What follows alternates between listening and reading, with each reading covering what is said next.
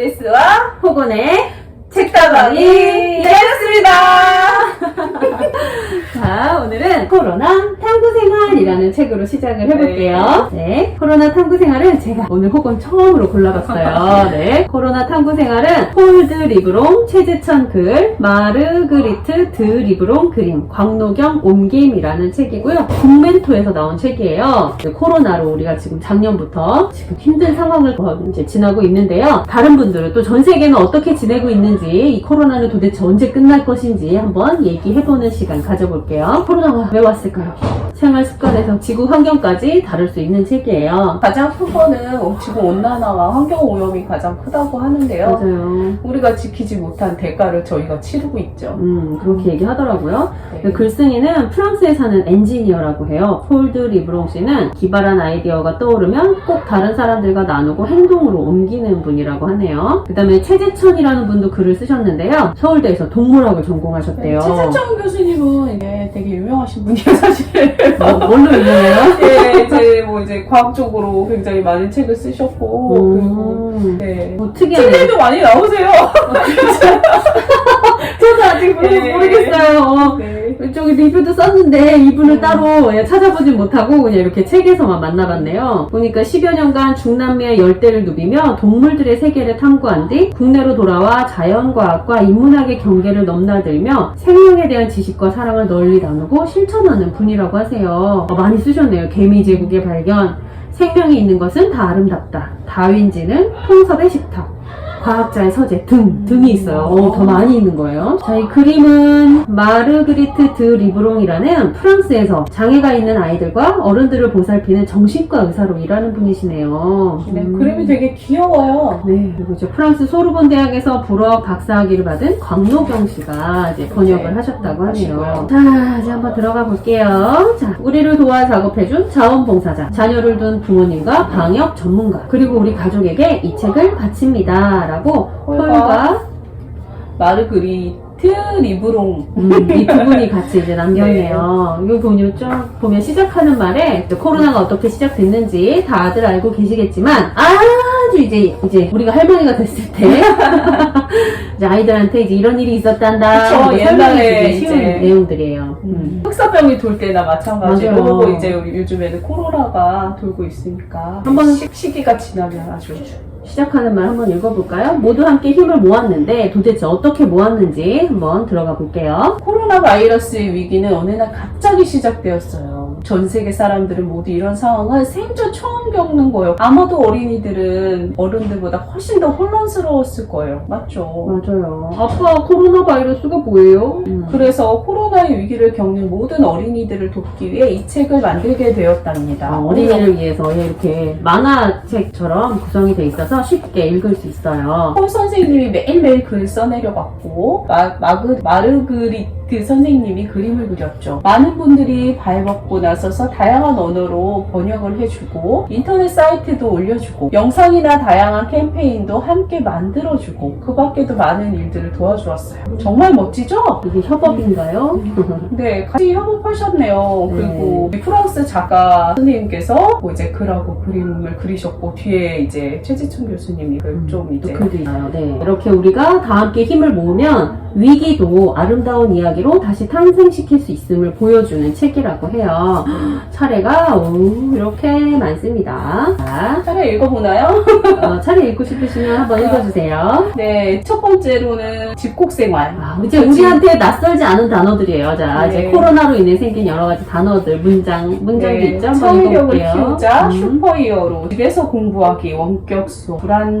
정말 처음이야. 집콕생활은 힘들어. 집콕 갈등, 불그락, 울푸르락, 자연의 소리, 고치안 생일 파티, 모니터 화면, 대안을 찾아요. 한 마음으로 이겨내요. 노숙인, 운동하기, 바이러스, 면역체계, 진단검사, 방역수칙, 마스크, 백신, 책임자가 맡은 일, 집콕생활 해제, 사망자들을 기억해요. 장례식, 희한한 계약, 천상각, 파도. 생태학자 최재천 교수님이 들려주는 코로나 바이러스 이야기가 마지막 순서네요.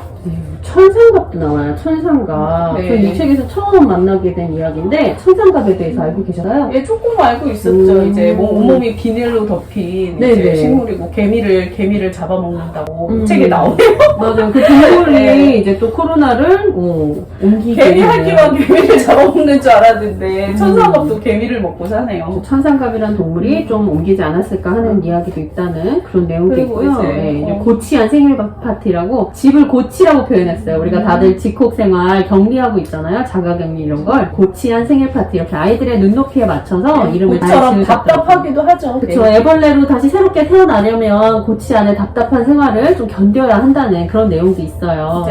이제 코로나가 없어지면 그 고치를 뚫고 우리는 나오게 되겠죠. 애벌레는 세상과 격리된 고치 안에서 한동안 몸을 스스로 돌보며 보호하잖아요. 그래야 멋진 나비로 변하니까요. 집이 바로 그런 역할을 한다고 애벌레 고치처럼 영어로 코쿤이라고 하죠. 이렇게 다들 코쿤에 갇혀서 살고 있잖아요. 근데 코로나 바이러스가 밖에서 쳐들어오지 못하게 하려면 이렇게 안전한 곳에 잠시 좀 기거해야 된다는 그런 물러야죠.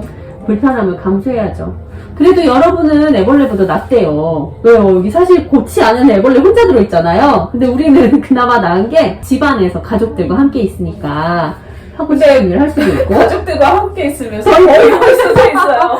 갑자기 방을 또 고치로 만들어서 네. 생활을 해야 되는데 괜히 밖에 못 나가니까 스트레스 받은 거 집에서 막 풀고 또 서로 화내고 이러면은 힘들어지죠. 빨리 집콕 생활이 끝나서 애벌레가 나비로 변해 헐헐 날아가듯 다시 자유롭게 자유를 만끽할 수 있다고 이제 희망을 주는 책인데요. 어떻게 극복해갈 수 있는지 한번 볼게요. 창의력을 키우자 이런 쪽 지나가서 제가 소개해드리고 싶은 부분은 이쪽이에요.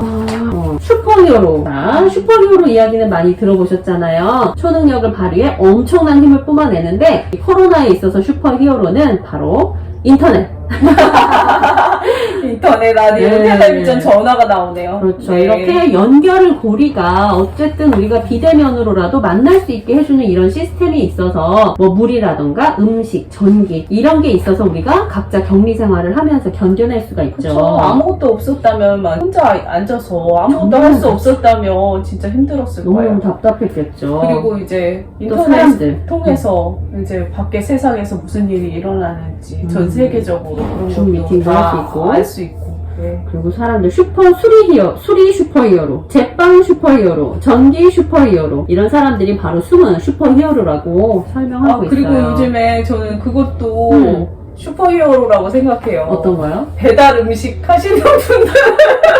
배달을 하시는 분이요? 음식을 만드시는 분이요? 둘 다요. 그렇죠. 배달 서비스, 네, 배달 슈퍼히어로 서비스. 맞아요. 네. 네. 그리고 집콕 생활을 잘 해내는 우리 어린이들도 슈퍼히어로라면서 이제 축혀 올려주고 있어요. 네, 많이 읽어보세요. 집에서 공부하기. 작년에 초등학교 1학년 들어갔던 저희 딸도 정말 원격 수업 이런 거 많이 했죠. 네, 원격 수업 진짜 아이들이 그 기계를 만져가면서 하는 모습을 보면은 아이들도 많이 익숙해져 있어요. 지금 아이들은 거의 다 적응했어요. 네, 이제는. 처음에는 너무 힘들고 이제 직접 만나서 이렇게 보면서 하는 수업이 아니기 때문에 힘들었는데 그것도 익숙해져 가는 것 같아요. 맞아요. 마스크도 이제 마스크 안 쓰면 큰일 나는 줄 알고 잠깐이라도 숨 쉬라고 마스크 빼라고 그랬는데 괜찮다고 마스크 이제는 계속 너무 쓰고 있어요. 생활화됐죠, 저희도. 맞아요. 마스크 없이 어디 못 갑니다. 그러게. 그래도 이런 코로나 바이러스와 함께 현재를 살아가는 우리도 역사의 한 페이지를 장식하고 그러면 미래의 학생들이 우리 얘기를 교실에서 배우겠죠. 2053년 여기 보면 2053년 2월 25일 화요일은 오늘의 학습 내용이 코로나에 대해서 예전에 있었던 이런 코로나가 있었대. 다들 집콕을 했대 하면서 초등학교 1학년이 입학식도 못하고 학교를 시작했대. 뭐 이런 그렇게 얘기 힘든 하겠죠. 일이 있었구나 이렇게 역사가 되겠죠. 그리고 역사의 한 페이지를 지금 지나가고 있어요. 미래의 역사 선생님은 이 얘기를 학생들에게 들려주며 이 위기를 넘기면서 전 세계가 배운 뜻깊은 교훈도 되새겨줄 거래요. 우리 또 어떤 이야기를 남길까요? 살아남아서 이야기를 남겨봅시다. 다음은 이제 집콕 갈등. 다들 고치에 갇혀 있지만 그 고치 안이 좁기 때문에 조금 힘들죠. 공간과 이제 시간을 나눠서 각자의 공간과 시간을 좀 나눠서 써야 한다. 이런 내용들이 들어있고요. 부모님끼리 보내는 시간도 필요하다고. 저는 여기가 제일 마음에 들어요. 남편이 이제 부인한테 얘기하는 거예요. 좋은 소식이 있어. 애들이 모두 잠들었네. 와! 하고 엄마랑 같이 그럼 우리 음악 들을까? 아니야 가볍게 한 잔? 아니야 영화? 피자? 치킨 먹을까? 이러는데 10분 뒤 둘 다 뭐 와인이랑 먹을 거 잔뜩 꺼내놓고 졸려가지고 다 그죠? 아이들 키우다 보면 아이들 돌보느라고 어른들 시간 없으니까 아이들이 잠깐 잠든 사이에 어른들만의 시간을 가졌는데 그리고 이제 피곤한 거죠. 너무 소파에 피곤하죠. 잠들었어요 네. 지금. 그게 방전됐어요? 맞아요. 근데 전문가들은 각자의 시간을 존중하는 일이 중요하대요. 엄마가 혼자만의 휴식을 즐기는 동안 아빠가 아이들과 놀아주는 식으로 말이죠. 그렇죠. 요즘에는 어머니들 다 이제 직장 생활을 하시고 옛날이 아니니까 맞아요. 서로, 저도, 예, 저도 예, 남편 사랑해요. 지금 아이들 보고 있어요. 고맙습니다. 네.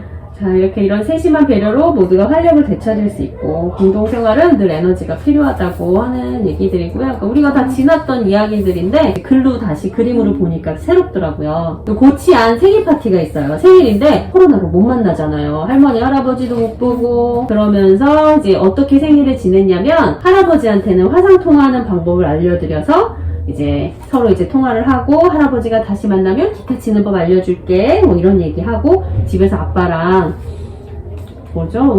엄마는 원격 업무 하는 동안 아빠랑 나는 해적 분장을 하고 보물찾기 놀이 하고 이러면서 요즘에는 줌이 많이 발달돼 있어가지고 이제 멀리서 사시는 분들 얼굴 많이 이제 하죠. 네. 얼굴 보는 거 가능하죠. 그리고 평상시 코로나 끝나도 이거 괜찮을 것 같아요. 어느 정도 네. 유지가 될 것 같아요. 정말 좀 편리한 것도 있어요. 코로나 때문에 어쩔 수 없이 비대면으로 하지만 은근히 편한 보고 것들. 싶을 때 바로바로 영상 통화하고 아니면은 직접 이제 컴퓨터 켜고 줌으로 화면 보면서 이제 얼굴 보면서 이야기 나눌 수 있어서 이 친구는 생일 파티가 평소랑 달랐지만 감동적이었대요. 집콕 생활에도 불구하고 모두들 나한테 사랑을 듬뿍 쏟아주었거든 얘기해요. 사랑하는 마음은 어떻게든 말이든 뭐든 다 전달되니까 어쨌든 우리가 영상 통화를 통해서 전달할 수 있고요. 이제 모니터 화면이 굉장히 중요해졌다는 거 그리고 잊어서는 안 되는 사실들이 있다고 얘기를 해요.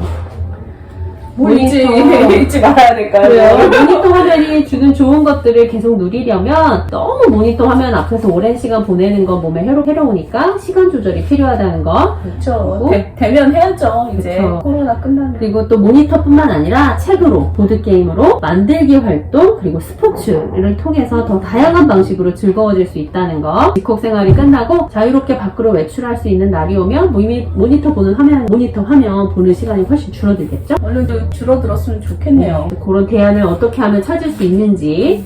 자, 근데 여기서 웃긴 게 있어요. 생각보다 성가신 일이 이제 머리카락을 자를 수가 없어요. 이거 알고 계셨나요? 중앙방역대책본부에서 미용실 이용을 자제해달라고 했대요. 중대부문에서 미용실 이용 자제. 하지만 머리카락은 눈치도 없이 나날이 자라니 급기야 덥수룩해지죠. 저도 저희 딸 이제 머리 네. 직접 잘라주고. 근데 미용실 그런 적 마스크 있어요. 쓰고 서로 머리 자르면 되는 거 아닌가요?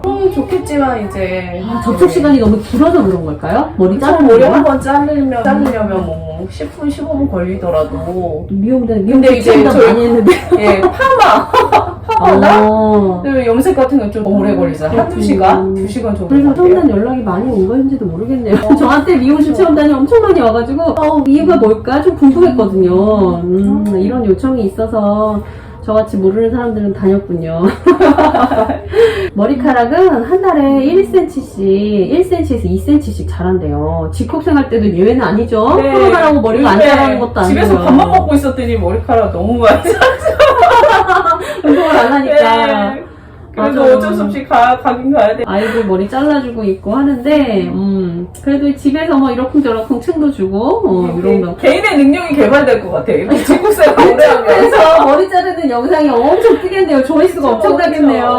집에서 할 수 있는 놀이 방법 이런 거 유튜브 같은 데 많이 찍으면 조회수 팍팍 올라갈 것 같아요. 네, 이렇게 한 마음으로 서로 이겨내고요. 이제 노숙인도 있고, 이제 코로나 때문에 노숙인 신청. 그쵸, 노숙인이 생긴 이유가 이제 코로나로 인해 직장을 이런 잃게 되면서 실직하시는데. 노숙이 많이 생겼죠. 진짜 물가는 계속 치솟는데 그 직장이 없으면 저희 하루하루 생활하기 너무 더 힘들어졌죠. 그래서 이게 코로나가 도대체 어떤 놈이냐 해서 이제 바이러스에 대한 이야기가 나와요. 세포는 살아 움직이는 기관이에요. 세포들은 아주 작지만 각자 맡은 역할을 수행하지요. 자, 그런데 코로나는 다르대요. 코로나는 뭐예요?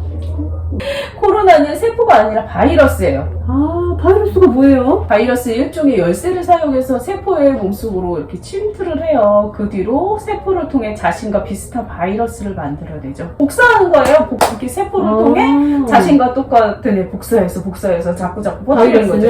근데 바이러스는 예, 여기도 읽어주세요. 바이러스 만들기는 세포가 하는 일이 아니에요. 그래서 세포는 금세 지쳐버리죠. 그래서 결국 세포는 죽고 이제 바이러스가 지닌 열쇠는 이렇게 폐를 구성하는 폐 속으로 들어가 이렇게 또 문을 열어줘서 또 이제 폐 속에 침투해서 폐를 못 살게 해서 또 이제 폐에서 이제 폐 세포를 못 살게 구니까 이제 폐에 있는 세포가 폐가 죽고 또 망가져서 사람이 이제 이런 게 죽게 되는 사람이에요. 거죠. 그래서 폐는 여기까지 하겠습니다. 감사합니다. 상담을 닫겠습니다. 자,